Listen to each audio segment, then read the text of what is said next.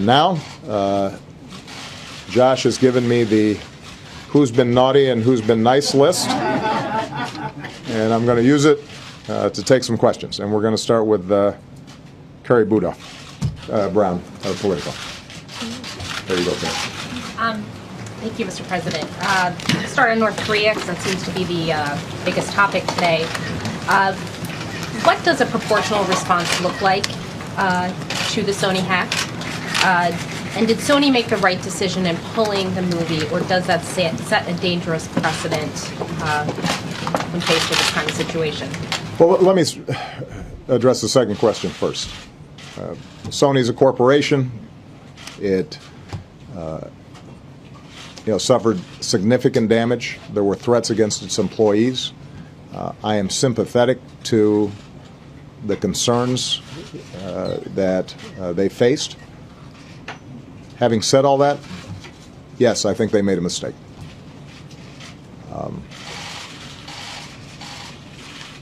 In this interconnected digital world, there are going to be opportunities for hackers to engage in cyber assaults, both in the private sector and the public sector.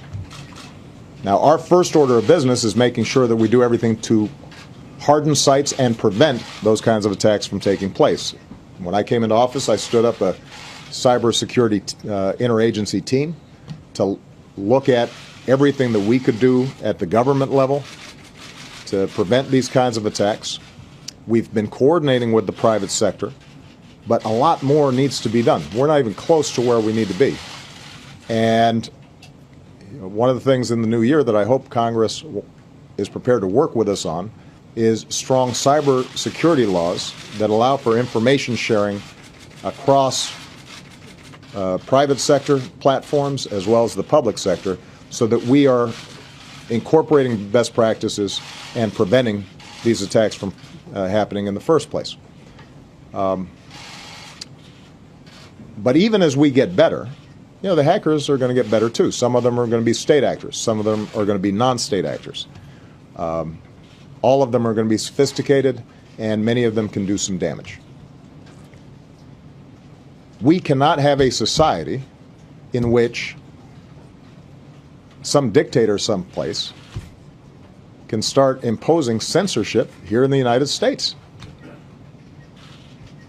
Because if somebody is able to intimidate folks out of releasing a satirical movie, imagine what they start doing when they see a documentary that they don't like, or news reports that they don't like.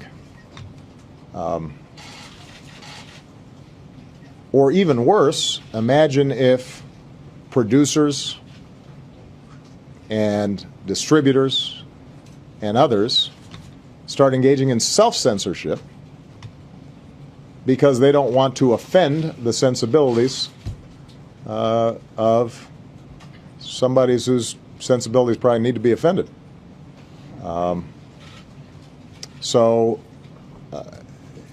That's not who we are. That's not what America's about. Again, I'm sympathetic that Sony, as a private company, was worried about liabilities and this and that and the other. I wish they'd spoken to me first. I would have told them, do not get into a pattern in which you're intimidated by these kinds of criminal attacks. Imagine if, instead of it being a cyber threat, somebody had broken into their offices and destroyed a bunch of computers and stolen disks. And is that what it takes for suddenly you to pull the plug on something? We'll engage with not just the film industry, but the news industry and the private sector around these issues. We already have. We will continue to do so. But I think all of us have to anticipate occasionally there are going to be breaches like this. They're going to be costly. They're going to be serious. We take them with the utmost seriousness. But we can't start changing our patterns of behavior any more than we stop going to a football game because there might be the possibility of a terrorist attack.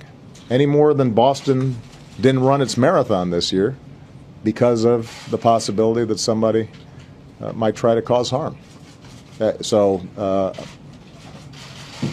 let's not get into that way of doing business. Can you just say what the response would be to this attack, and then So, also would you consider taking some sort of symbolic step like watching the movie yourself or doing some sort of screening here? That I've got a long list of movies I'm going to be watching.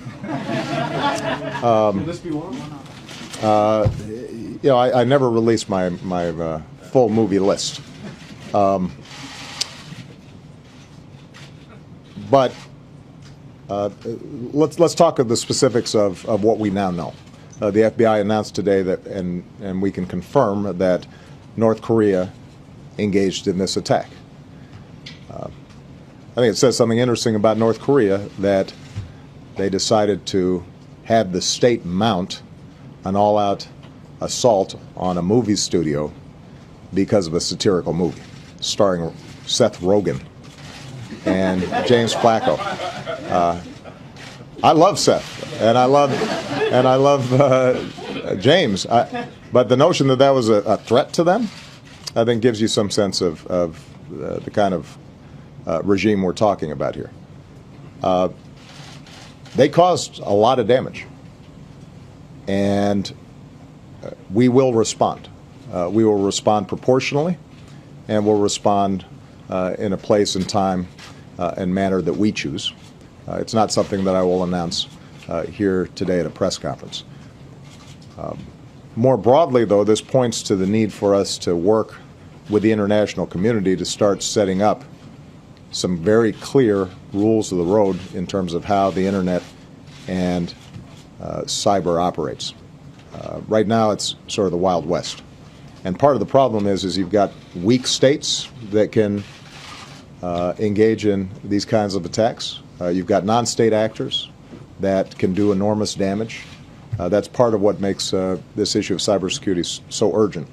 Again, this is part of the reason why it's going to be so important for Congress to work with us and get an actual bill passed that allows for the kind of information sharing we need.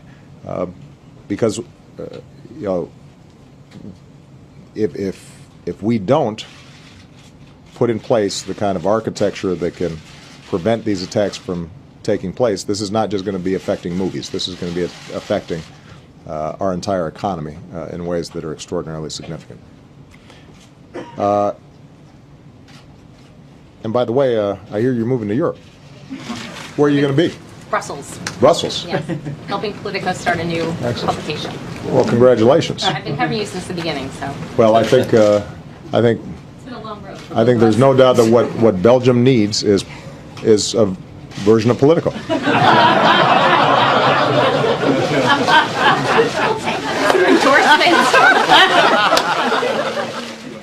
Yeah, the waffles are delicious there, by the way. The Cheryl Bowen, you've been naughty.